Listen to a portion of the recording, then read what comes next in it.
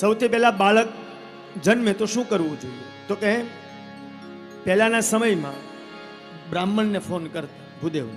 પહેલા ગુરુ આવે પછી ગુરુજીને કહે કે હવે આનું જોવો જી કયા નક્ષત્રમાં જન્મો, કયા યોગમાં જન્મો. હવે શું થાય છે? હવે વિપરીત. આપણે વિચારીએ ને કે છોકરા પ્રત્યે પ્રેમ કેમ નથી રહેતો, છોકરા મા બાપને કેમ નથી રાખતા. શબ્દ ધ્યાનથી સાંભળજો. એનું કારણ શું છે? તો કે પહેલેથી જ આપણે છોકરાને આપણી દ્રષ્ટિ નથી આપતા. પહેલા જન્મે એટલે સીધો શું કહે? સીધો ફોટો પાડે અને પછી છોકરો મોટો થાય ને ત્યારે બતાવે, જો બેટા તારા જન્મ સમયે પહેલો જ ફોટો જો તું આવો લાગતો હતો.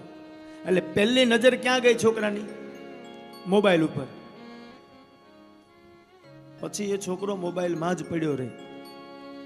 તમારી સામે ન જો, પણ હાથમાં લઈ અને જોયું હોય અને કીધું હોય, મારા ઘરે ભગવાનની કૃપાથી, ઠાકોરજીની કૃપાથી લાલો થયો છે અને આ લાલા જેવો થશે,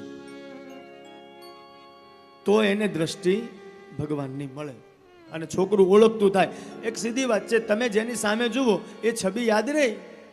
તો પહેલી દ્રષ્ટિ મોબાઈલ સામે પડી હોય તો મોબાઈલ દેખાય, અને પહેલી દ્રષ્ટિ માં સામે પડી હોય, પહેલી દ્રષ્ટિ પિતાજી સામે પડી હોય તો એ બાળકને યાદ રહે કે આ મારા પિતા છે ને આ મારી માતા છે. આ અત્યારના સમયની વાત નથી. એ સમયમાં પણ નંદ બાબાને ઘરે સ્વયં ભગવાન આવ્યો તો એ નંદ બાબાએ શું કર્યું? નંદસ્ત્વાત્મજ ઉત્પન્ને જાતાલ્લાદો મહામનાઃ આહુય વિપ્રાન વેદજ્ઞ પંડિતોને બોલાવ્યા અને સ્નાતઃ સુચિરલંકૃતઃ પુણ્યવાચન કરાવ્યું.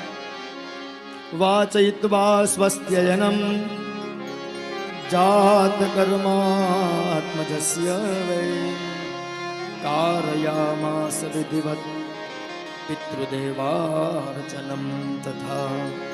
વિધિવત પિતૃનું પૂજન કર્યું છે. કારણ સંતાન પિતૃની કૃપાથી થાય. આ યાદ રાખજો. સંપત્તિ, સંતતિ અને સન્મતિ, આ ત્રણેય વસ્તુ પિતૃ આપે. આ તમારા મનમાં જે વિચાર આવ્યો ને કથા કરવાનો, એ સન્મતિ કોણ આપે? પિતૃ આપે.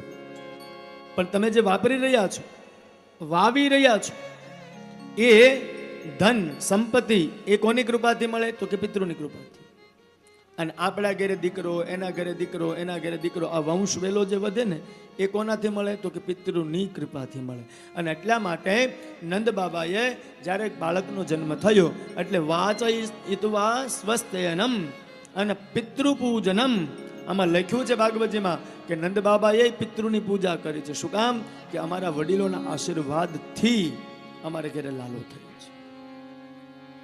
આજનું જનરેશન ભણી ગયું છે એટલે એને બહુ યાદ નથી રહેતું હોતું, પણ હું યાદ કરાવી દઉં સાંભળતા હોય. આવું કરવું જોઈએ.